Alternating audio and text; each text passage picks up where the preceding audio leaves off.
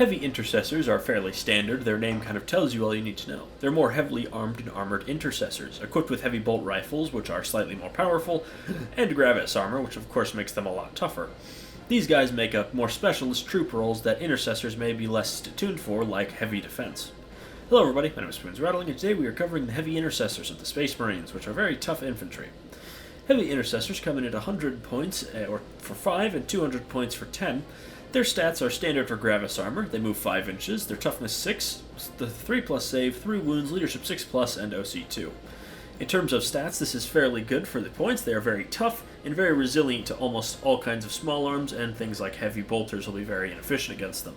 In terms of ranged weapons, they all come standard with a heavy bolt rifle, which has assault and heavy at 30-inch range, with 2 attacks to hit on 3s at strength 5, AP 1, and damage 1. While this won't be doing much to very heavy infantry, like Gravis armor, or even Terminators, it will be very effective against medium and light infantry.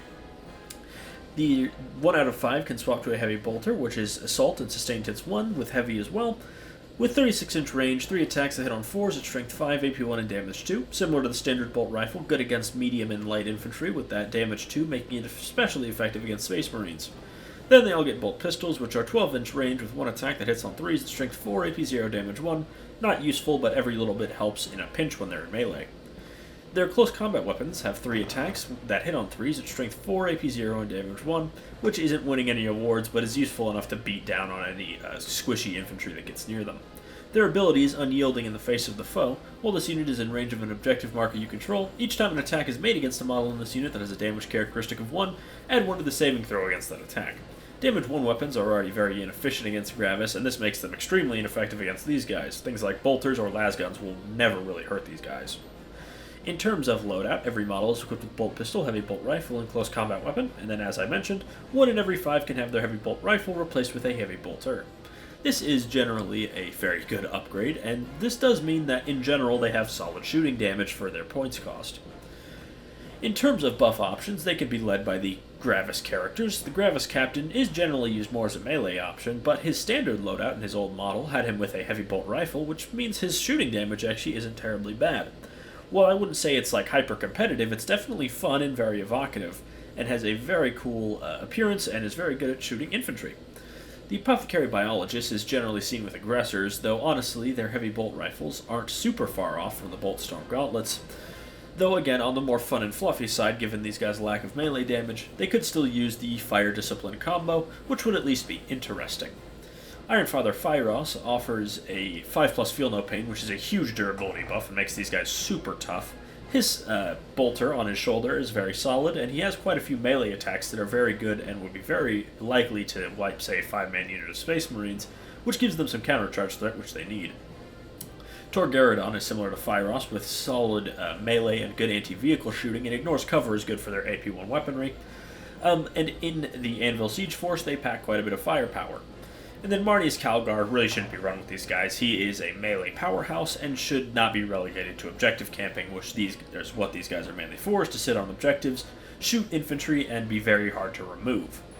In terms of detachments, starting off with Gladius, they do their job well enough here. There's nothing terribly specific in this detachment that helps them, though as I mentioned, their guns are solid enough for a Fire Discipline combo if you simply really like Heavy Intercessors. Anvil is probably where at their best. They generally do like to be standing still on objectives, and with +1 to wound, their weapons do become very efficient against most kinds of infantry. In terms of Ironstorm, they tend to be quite high investment with their vehicles, so I would prefer the normal Intercessors or Assault Intercessors just to save a little bit of points to maybe go towards another vehicle. Firestorm is a little redundant as it already gives their weapons that have assault, but the +1 strength is very useful and will make them very, very efficient against most kinds of infantry, and especially things like Guardsmen and Eldar, and especially Orc Boys who rely on their toughness for durability. These guys will chew through them in Firestorm.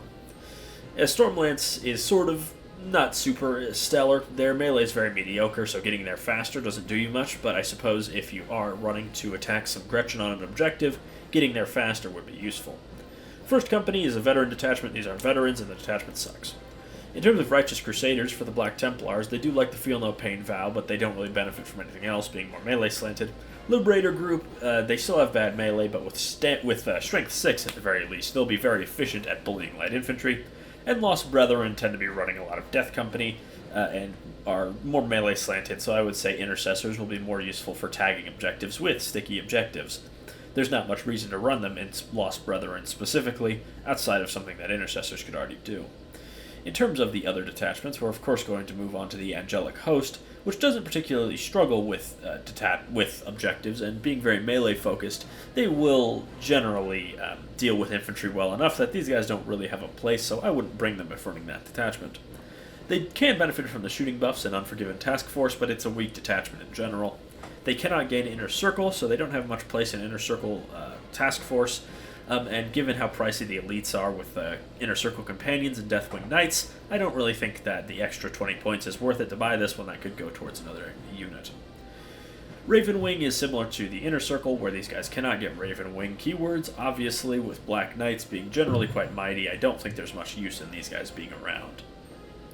And in finally, we have the Champions of Russ, which they don't get any value from the vows, or rather sagas, as they don't really want to be in melee, and even with all of the sagas activated, they will not be particularly effective in melee against anything but the things they already punch rather well, which is just light infantry.